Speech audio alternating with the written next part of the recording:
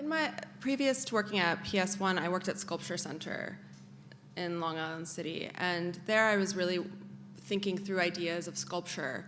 And I was also thinking about women working in sculpture, and I did many shows of women and women-identifying artists who were working with the monumental, who were doing new productions. And this was something that was really important because I think, sculpture, and particularly monumental sculpture, has been historically a male-dominated field. So, of course, there's plenty of women working with sculpture, and it's very it was very important in my past role to encourage that and emphasize that and support that work from younger artists and also established artists.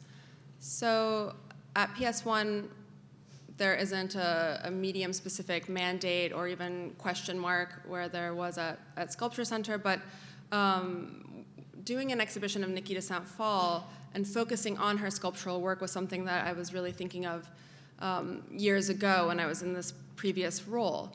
And I think Niki de Saint Phalle is one of the most underknown and most famous female artists working in the 20th century.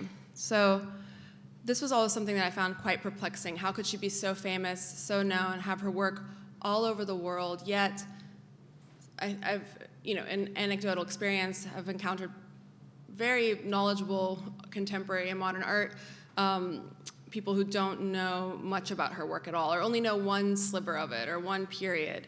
And I think there are many reasons for this, and one is just that she was very public in her work, but also I think all these aspects of her practice didn't always fit neatly together. But with this exhibition, I think, and the work that I've done and we've done to really research this, research Niki and research certain angles and threads through her work, actually it is quite cohesive and consistent practice. So Niki de Saint Phalle was born in France in 1930. She was half American, though. Her mother was American, her father was French, and she grew up in the Upper East Side. So she really identified also as an American artist, and I think that's another misconception about Niki de Saint Phalle. She wasn't just a French artist; she was actually French and American, and spoke English with an American accent, and really had her formative years in New York. And then she married the American writer Harry Matthews at age 18 to leave. Both of them wanted to flee their bourgeois families and lives in the 1950s, and she moved to Europe and suffered a mental breakdown. She had 2 children, and this is her biography is quite interesting, but sometimes also overshadows her work, I think. So she left her family to become an artist, and some of the first works that she started doing were these tier works, and these were these shooting paintings that she was making. So she became quite well known as this young, attractive woman who was shooting a rifle at paintings. And this quote below here is by her. And she would say things like this constantly. She was shooting against the patriarchy. She was shooting against men. She was shooting against herself. She was shooting against injustice. And these became quite performative pieces. Here she is in Malibu, in the hills above Virginia Dwan, the important art dealer's home, making a tier with an audience of artists. Jane Fonda was there. And so other people could participate as well. And so this is an aspect of Niki's work that I think really made her quite known, quite famous. But she switched gears.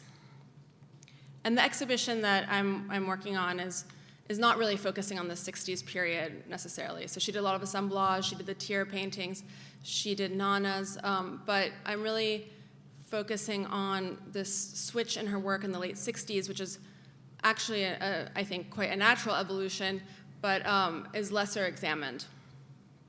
So Here's another picture of Niki shooting in Paris, and she was on the French television pretty immediately with these pieces. So she was in the media quite quickly. She was also a model for a very short period of time, which she'd never spoke about really, but this sort of short stint modeling in order to support herself, I would say, haunted her throughout her career. And but it was quite interesting actually that she showed up in magazines, she showed up in video, film, and she was always being recorded and documented. So there's countless images and film recordings of her. So she's quite, this accessibility of Niki de Saint Phalle, I think, is quite fascinating, and definitely a question running throughout the show, or a thread running out throughout the show is how that accessibility served her, but also in many ways stumped critics. She became very, again, famous again, and gained notoriety again with Han, which is a collaborative project she did with Joan, Tingly, and Per Olof Otvelt at the Moderna Museet in Stockholm in 1966. So she was invited, John was invited, and he brought together Per and Niki de Saint Phalle, and they decided on making this huge sculpture in the museum of this reclining female form.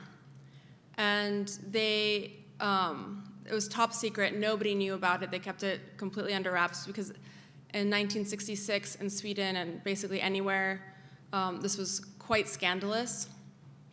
And so you see this is a painted poster that Niki made, and then the right-hand side you see some of the construction.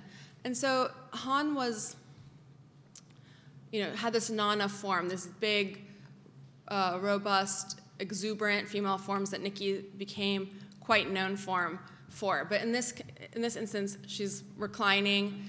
People entered between her legs, and inside there was a multimedia installation. So there was a place where there was a bar. There was a place where there was art forgeries. There were Jean Tingly's characteristic kinetic sculptures inside. So it was this total multimedia sensory experience. 70,000 people visited. There's reports of the birth rates going up in Sweden after this as a result, perhaps. But it was quite provocative at the time. And I think that's something that is always key to remember with Niki de Saint Phalle, is how she was pushing against social norms. And this was really coming from her own personal upbringing in a strict Catholic household with this, bourgeois lifestyle in which she was, only supposed to marry well.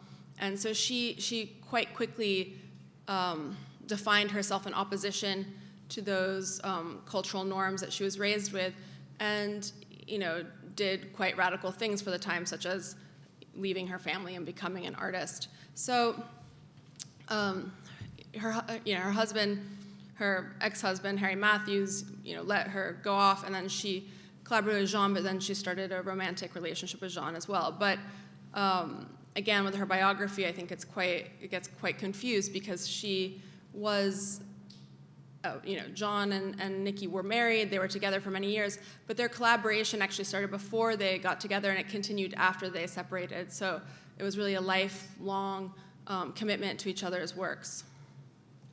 So the transition from Han, which, so many people have been like, oh, she made the big fat lady that you enter into. This is really, I think, a defining aspect of her work. Then, she started making at the same time, these Nana sculptures. And so this Nana Maison is from an exhibition she did that stayed like a solo show. And you see this person walking into the Nana Maison, and this is,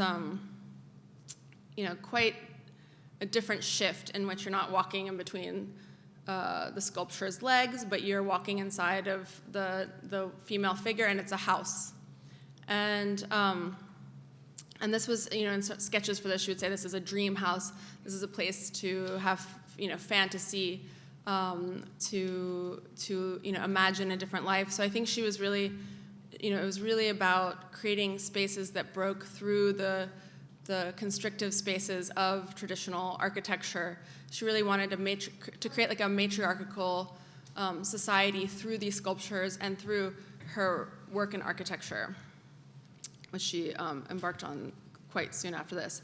This is a mini Nana Maison, so you see like she's moving between scales of these small scale works and then these larger scale works that you could enter into and be inside. It was, these were refuges. So all of these projects are addressed in different degrees within the exhibition based on what's available. So Niki de Saint Phalle made models of works, she made prints, she made drawings, she made, large-scale monumental versions of them. She repeated motifs throughout her work, and this is her first public project that she did with Joan Tingly, and it started at Expo in Montreal. I traveled to Buffalo, to the Albright Knox, and then it went to Central Park. And you can see here hopefully this child with a little Nana balloon. So this was this multi-part sculptural installation in which you have Nana's and Joan's sculptures interacting with them. So you have this machine with the female form, and they're definitely in conflict in many instances. And it was, right now they're installed permanently at the Moderna Museet if you ever make it to Stockholm. And the Nana balloons, Niki produced these and she gave them away for free at the opening in Central Park. So I think this is a really important moment in her trajectory because you see that she's making a public park. Anyone can see it. It's the fantastic garden, this place of imagination, of dreaming, of thinking of different ways that the world could be, or that one could inhabit the world, which leads to the title of the show, Structures for Life. And you see that she's making multiples and she's giving them to people. So she's taking the Nana form, which is her singular artwork, and then she's mass producing it. And so she gave these away for free, but she also sold them for like a few dollars. So this, I think, is a really important aspect of her work, is that she was trying to make her art as accessible as possible, but it wasn't just by making a public park. It was actually by giving people, or making financially possible, the financial possibility for anyone to own one of her works.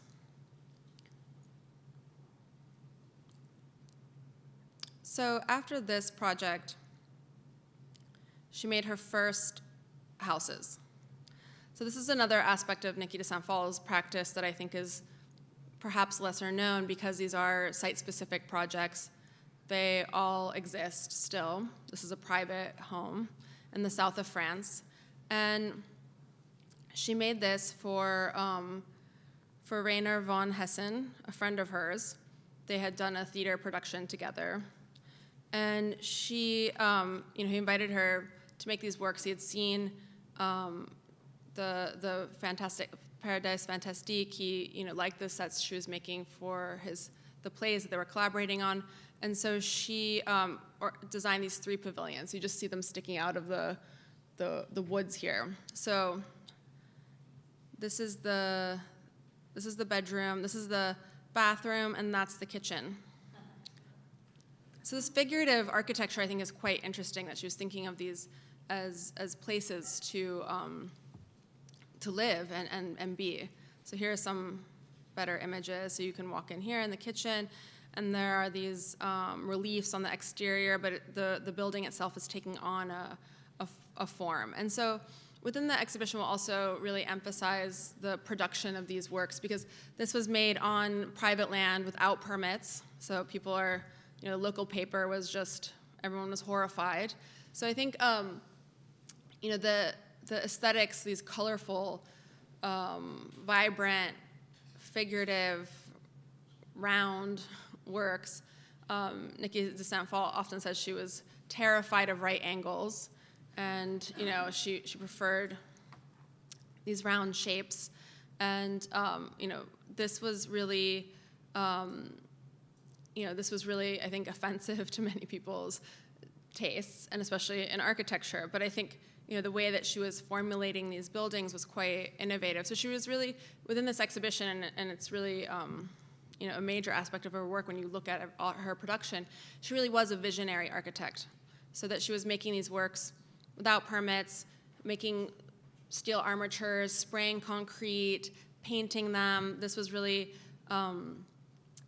something that was done as an artwork that became architecture. And so this is an example of a model. So this is a model that led to this structure. Like this structure that you can't really see here. But so this Nana shape originated. It was going to be a sphinx, but they ran out of money, so they shortened her back, and she just became a torso. And so, these models are really fascinating because they're not, they're sort of this hybrid thing. There were studies for what she was going to make, and they would make these. There would be these models that she would make, and then Joan and her collaborators, because collaboration was also really important to Niki, and also I think something that distinguished her at the time in terms of this idea of artistic authorship. She always included collaborators. She always referenced her collaborators, and she would make a model like this, and then Joan was often involved in this period, but so were others, and they would start bending the steel and building the armature based on her model. So it was really scaling up this sketch that she was making. But there was no math involved or anything. So there's, it was just very intuitive. And then following Paradise Fantastique, Niki de Saint Phalle was commissioned. So this was a civic institution, the Israel Museum in Jerusalem, that invited her to make a work for their museum. So Niki didn't want to do something on the museum's property. She wanted to go into a neighborhood and make something for the community. So the museum allowed this, but she had to work with the city to make it possible. So actually I'll show you this slide first and go back, because this is an example of how Niki de Saint Phalle would narrate her work. So you see she's mentioning Teddy Kolkek, the mayor of Jerusalem, approved of this project. There were difficulties. People were really opposed to it because they thought that it would be too scary for children. So Teddy worked with her and went back to the community, and she defended her idea. And she drew upon the psychologist Bruno Bettelheim's writings about fairy tales. And she argued that when presented in an appropriate context, scary things are good because they help children conquer their fears. So I think this is something that's really striking within Niki de Saint Phalle's work and her entire practice, which is taking scary things. She's often using snakes and spiders, difficult content in her work, and then making it bright and colorful and more accessible. So this is the catalog, an edition book that she made for Golem. So she often made her own catalogs as well. So she made artist books, and then she, if a museum was doing her catalog, sometimes she would do it. She would do it for the gallery, or she would write in the catalog. So her hand was always very present. And so she's telling the story. She's hanging out with the youth. Here's these guys that are welding, and she's jealous not to be able to make my own sculpture by doing the welding myself. At the same time, proud to have these supermen working for me. One day I went to the youth wing of the museum with the maquette of Golem. We had a very good time. The children started making their own versions of the monster. So here are some pictures of Golem, and here's a model, which unfortunately no one knows where it is, so we can't show that, but there's plenty of photographic evidence of its existence. And so these 3 slides represented one for each religion. There was Islam. I mean, she doesn't articulate which one, but she made a slide for Islam, a slide for Christianity, and a slide for Judaism. And in the inside of sorry, I don't have a picture here, but of Golem, the local children would graffiti the interior. And in several cases, she would talk about how thrilled she was that no one knew her name.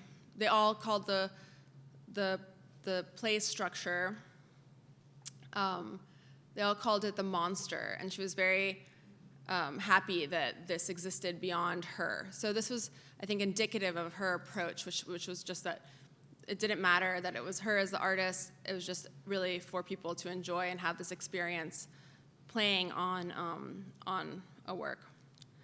So after this, she made another monster for children, which is the Dragon Noke house. And this is the model that she made for this. She made a couple models. So there's often like a few models made at different periods, sometimes before the building or structure was made, and then sometimes after she would make another model. So it's really interesting how she would return and produce different ways of thinking about these works. So this is this is it now in Belgium, and she took that tongue slide, and made it here. And this was made for the children of 2 Belgian collectors. So this was their playhouse. But Keith Haring actually visited it and hung out, and he made a mural on the interior.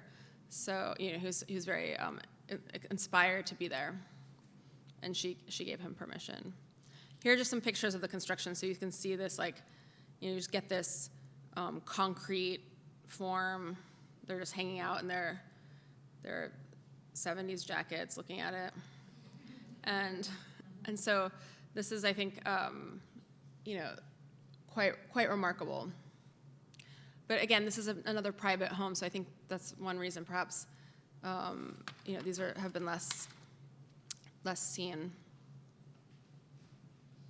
So around the same, after doing this, Niki de Saint Phalle continues making these architectural structures, and so these are not realized things, but this period is a little unclear in the 70s because she's making all of these structures. They're models, they're architectural, there's interior spaces, there's images of people, or it's not images, but sculptures of people interacting with them. And I love this photo where she's on the beach. She's putting them in settings. You see, she's imagining them as a town almost.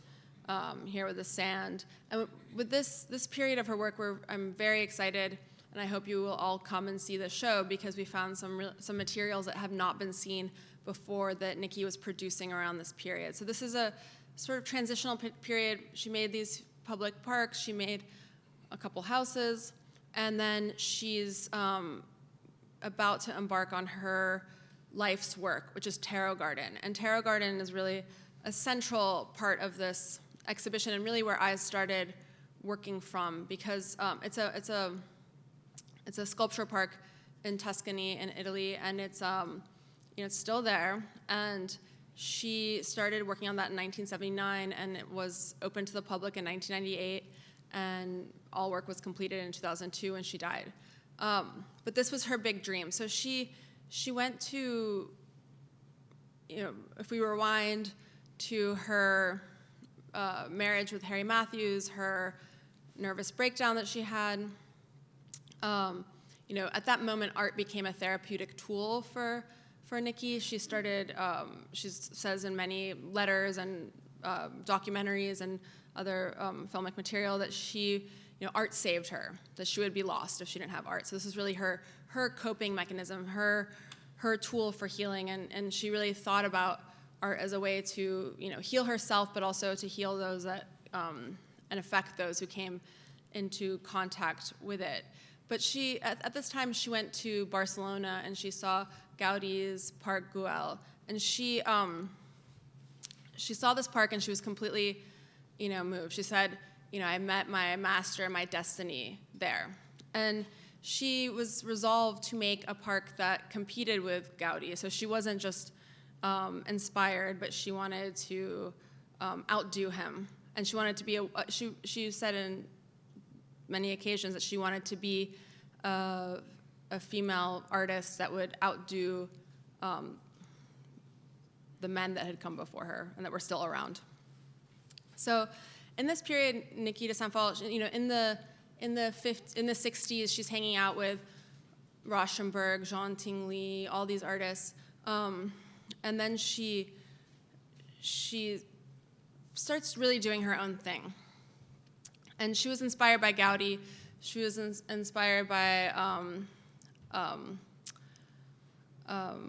Factor Cheval's outsider architecture in France. She was inspired by Watts Tower. So she was really looking at those outsider architects as examples rather than her peers and other artists that she was hanging around. So we found all these, many of these works still exist, and they're just sort of in this period of like fantasy architecture, fantastical architecture. But we're really excited to have found a video that has never been seen before. And I'm not going to, I'm not going to give it away here, so I hope you can come to PS1 this spring and summer to see it. But it's really a sketch. It's an unfinished work. And Niki de Saint Phalle had already made 2 films that were feature length with live actors, and they were using costumes that she was making, her community of friends and networks, her daughter in many instances. I mean, in one film was performing in the film. So she's made films, so she's exploring that medium as well. But she, in 1977, was working in the Pompidou's, the Centre Pompidou in Paris, their media studios. And so she was experimenting with early blue screen technology. And so this was a way for her to realize her vision of making her own Nana town, as she had made sketches for previously, like this matriarchal town that could exist. And she was able to arrange her sculptures and project actors into them. So it's this fantasy story based on Christian Andersen fairy tale.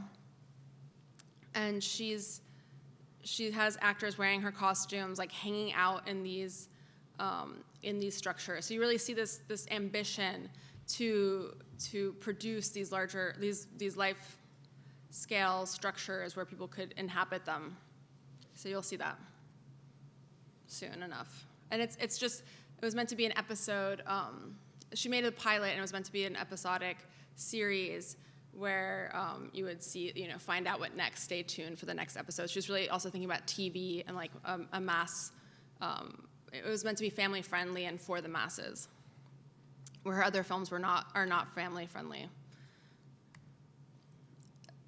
This is just a print that she made that's for an exhibition, and you see how she's putting together this work, where it's you see how Han is there, Temple for All Religions, the tower, the falling tower, which is part of her tarot garden project, Golem. This looks like a model for tarot garden also. So she's really thinking through how all of these structures could come together into one place, and how they all fit together in her trajectory.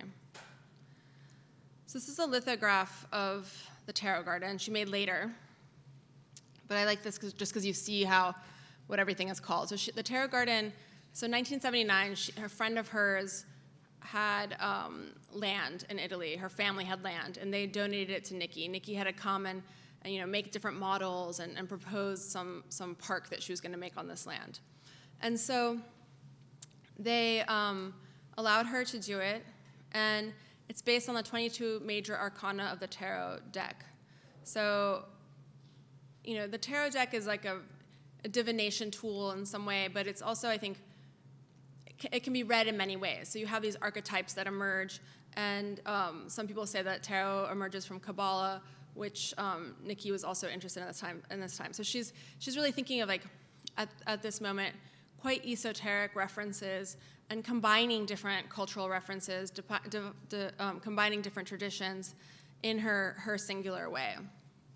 So, Yeah, this is the magician, the high priestess, the empress, which is also called the Sphinx, strength card, sun card, tower, justice, tree of life with a hangman inside, the wheel of fortune.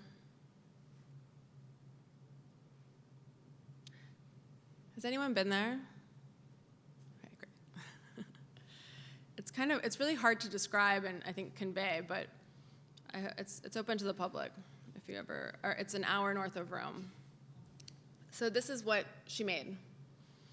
And this is not, this is a picture taken when it's not totally finished. So this, the way it was made was by making these armatures, spraying them with the concrete. Everything was hand-cut, handmade, mosaic, tiled.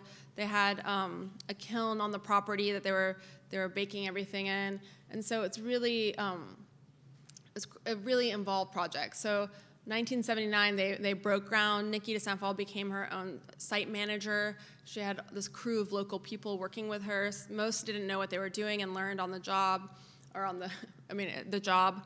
And it's quite interesting because this network of people that were so close to her, she was often, they became really a family. And some of the people who worked with her on Tarot Garden, their children are continuing on the tradition. So it's actually become like its own ecosystem in a way that's ongoing into the future.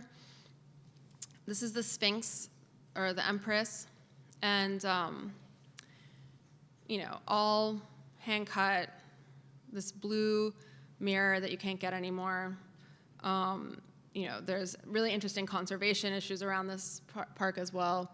And the sea is off in the distance. You're in this, beautiful place. But when you can go up into these structures and see the view. This is the interior of the Sphinx. So it's completely mirrored. And she lived in this interior before it was all done. So it was just the concrete walls, the sort of smooth interior structure. There's a bedroom. There's a shower.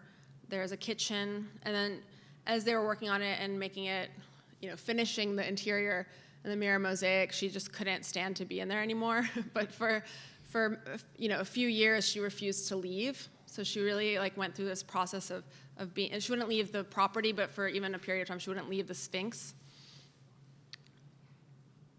Here are a few of the models that she made. So this is the Sphinx. This is Justice. The force, but these are, made in different dates. So you see that she was making some before, some after. So they just started to sort of beget this iconography that she continued to work with. And she also made, prints of the individual structures. So to do all of this, I think it's quite interesting, her strategy, because, at this point, who would fund this? She got the land for free, but no one was paying for this project, so she had to self-fund. And she was always interested in becoming her own patron, and she wanted to have complete freedom. And she was really interested in no deadlines, no rules. She could do it whenever she wanted. She worked there. She kept making it bigger and bigger, adding things, taking things away. So it was really this space of working that was quite unusual. So it's really a significant piece of land art if we want to think about it like that. And so she did this by making if we remember the Nana balloons that she made and sold for $2, $4. $6 at the time. She then made jewelry and perfume. And this is a part of her practice that I think she was perhaps disparaged for, because she's making retail products that are widely accessible, geared towards women for the most part. And, but through these products, she was able to fund a third of the garden. So, and it was I think approximately $3 million project in its entirety. So she, found other ways to get money, and people, but this was a really key way for her to be able to have the cash to pay the people that were working there and get the materials and keep it going. So she made cheap jewelry. She worked with Gem Montebello to make, higher end pieces of jewelry. So she sort of was hitting different price points. And the perfume, it was the same thing. But I'll just show you a clip of a video to give you an idea. So this is really like the 80s period of Niki de Saint Phalle, which I think is, you know, a quite, you know, she's telling her story of how she got to where she is. And she's also, you know, becoming somehow even more famous than she was before, but it's sort of based on her work with the tears, you know, shooting her paintings, and also with the nanas.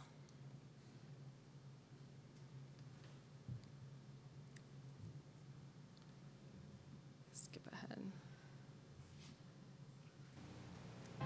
Innocent and erotic, playful and femininely dangerous, as controversial as the artist who created it. This is Niki de Saint Phalle.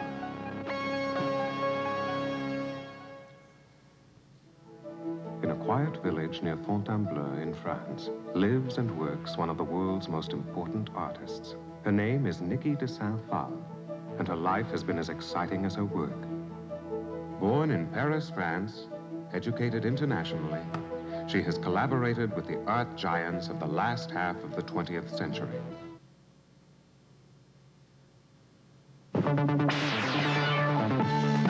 This is News 4 New York with Chuck Scarborough and Sue Simmons. Oh, what do clowns and snakes and magicians and Andy Warhol and Chauncey Howell have in common? They were all invited to a party and a street festival, and Chauncey's there right now. Chaunce? Now, wait a minute. Enough of this snake talk. What does Niki de Saint Phalle's perfume really smell like? Let's ask Judd Brown. Girl stuff. Girl stuff, yeah, that's right. Niki, what does it smell like? The world is dying to hear. Sexy. Sexy. Devastating. Qu'est-ce que l'odeur de cette parfum? Very sensual. Some people call you a genius, and some people called you a witch. Why a witch? Well, here I am at this moment. I'm making a witch's brew, a new perfume. But why did they call you a witch? Well, maybe I frightened them. Did you think so? I mean, did you hear them call you a witch? Yes, I've been called that several times. So there's more, but you can see it in the show. We'll have it there. But so I mean, I think it's quite interesting to see these materials of the time in which, you know, she's on the news. The other part of that is an interview that she's doing in a new studio in Miami. So she's really, you know, marketing these products, and she's using herself to market these products as well, which I think is really interesting. It's all part of this package. So this is one of the bottles that she made with these, you know, it's really a sculptural object, and she did it because she wanted, you know, she wanted people to have this in their homes. And again, I think this kind of accessibility and generosity was really really distinct within her work. And you know, she made scarves, so she made shirts, she made all of these kinds of really these accessories for people to have and also to wear, to have like a piece of this art. So this was something that I think was definitely a political gesture as much as it was like a fundraising gesture. So. And you know, I think you see that it's been in her work the entire time from the beginning, really, when she's making public art in the late 60s. So 20 years or so later, she's still doing this in a different form. And so, you know, another example of this political and social investment that Niki de Saint Phalle had at the start of the HIV/AIDS crisis. Niki de Saint Phalle, she was friends with an immunologist, and she collaborated with him to make a book about the AIDS crisis. And this is quite early on. People were still, it was 1986, and I think it was published in 87, but people were still really confused about this, about AIDS and HIV and how you would catch it, and how you would catch it, how it was transmitted, how to behave around people that were that had the disease. So I think this was something that she, you know, and Niki de Saint Phalle herself lost close friends. Her collaborator Ricardo Menon was diagnosed and died of AIDS, and he was a close collaborator on Tarot Garden, and she actually made a memorial for him in Tarot Garden, and she also designed, she made his tombstone in Montparnasse, which is a cat. So this is something that was affecting her personally, but she made her AIDS-related work was this book, which was like the first thing that she made, and it was translated into 6 different languages, and it was really mass-produced. It was given away for free in French secondary schools, and it was written as a letter to her son Philip. So it's like, from your mother to her son, telling him how to take care of himself and also how to take care of people who were afflicted. So she was really working to destigmatize this disease at a time in which people were quite confused. She also, I just chose this page here. There's a lot of pages of this book, and she made it into a video, and she made PSAs as well, which I'll show you a clip of that in a second. But these were her designs for condoms. So she was really, part of this was her disappointment and sadness that there was this disease afflicting romantic relationships. So this was something that was affecting how people were interacting with each other romantically, and she was,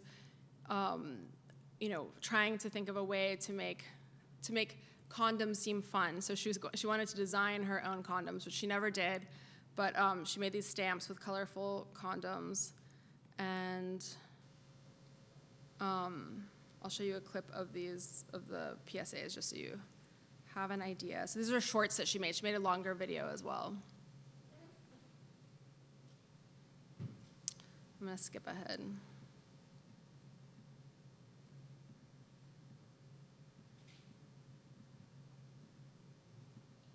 So many credits.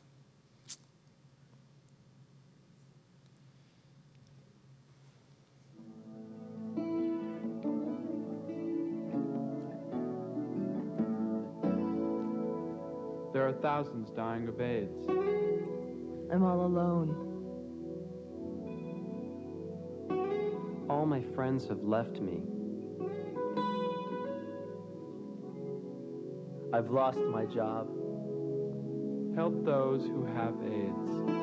Don't leave a loved one in the dark. It is safe to be friendly. You can cry together, laugh together, or hug each other. We must learn to live with AIDS.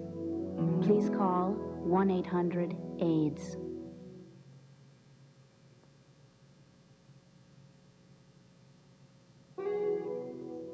There are thousands dying of AIDS. Here are some stills from her other AIDS-related work. And so, just from that clip, I think you get the sense of how she's trying to explain. It's really geared towards adolescents and children and adults as well. And I think that her messaging with all her works really hit across all ages. And this is something that was, I think, very key to her work, and also something that, through the exhibition, I'm really trying to emphasize, but also really tie into the argument that this was why she was actually, she was very radical in many ways, but I think this radical generosity, this radical accessibility is actually, continues to be quite relevant and instructive today. So I'm gonna end on one last project, which was Gila, which is a private play structure she made in San Diego for a family home. And this was, again, another monster playground for children.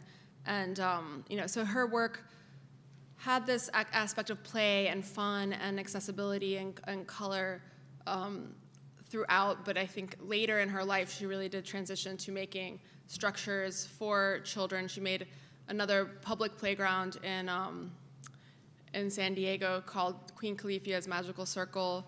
She made another park in Jerusalem called Noah's Ark with these sculptures that people could, kids could play on. So really she really transitioned into making a lot of play structures and playgrounds for kids. And I think that this, turn is really quite fascinating. Was always there. And I think she really wanted to. Here's a model of the Gila, so you see it. We'll be showing that since we can't bring this, unfortunately, to the museum or any of these huge monumental works. So they're represented in photographs and video and drawings and these models. But I think that's something that's so distinct about Niki de Saint Phalle's work, which is so many people have seen it all over the world. She made not only these more monumental works, but she made Nana's and other editioned public works. There was a plan for a children's hospital in Long Island, which never happened, and like the structure from that is in San Diego now. So she, she was quite, So I think she, she really transitioned to making these works for children, and I think it's quite interesting that people have seen them but didn't even know who she was. Like her intention with Golem, her excitement with Golem, that it wasn't about her, it was about the kids' experience. And I was just texting with an artist, a Palestinian artist friend of mine, and I was like, who grew up in Jerusalem, and I was like, hey, do you know this work? And she was like, yeah, I used to play on that when I was a kid. And she was like, I had no idea who the artist was. So I think that kind of, the way that she seeped into the experiences of so many people who have, grown up now with this work is quite remarkable, and I'm very excited to be able to examine it and bring it together through this exhibition. So I hope you can all make it out, and thank you for having me.